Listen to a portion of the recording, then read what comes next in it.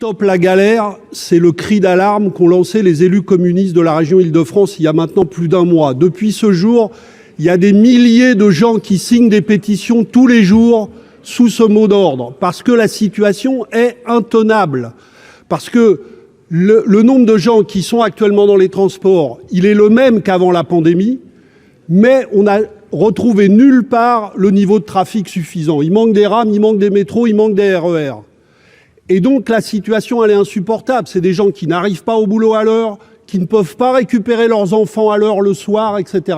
C'est une situation invivable qui ne pourra pas durer. C'est pas seulement la question que les comptes financiers sont dans le rouge, ce qui est vrai aussi. Ça, c'est la première chose que je veux dire. La deuxième chose, c'est que les causes, elles sont connues.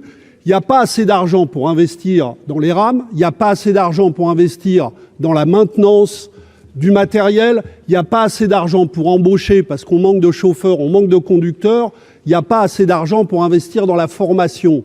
Donc il faut trouver des recettes supplémentaires. On peut tourner autour du pot, c'est absolument indispensable. Nous proposons l'augmentation du versement transport mobilité des entreprises avec les chiffres qu'a donné Monsieur le ministre tout à l'heure. Je veux redire, après ce qu'a dit Pascal Savoldelli, que ça a déjà été prouvé parce qu'on a déjà utilisé cette recette. C'est la recette la plus efficace pour résoudre les problèmes en Île-de-France.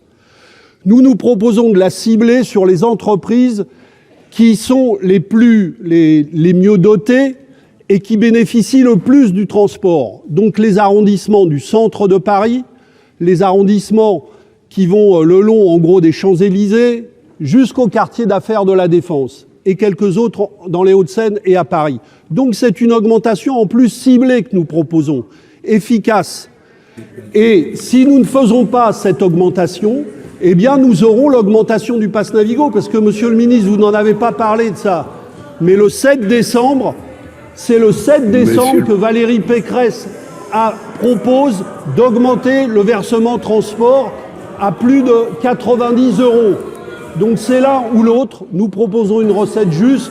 Monsieur nous proposons de faire porter l'intégralité de l'augmentation sur les usagers, alors que leur situation de transport est aujourd'hui totalement dégradée.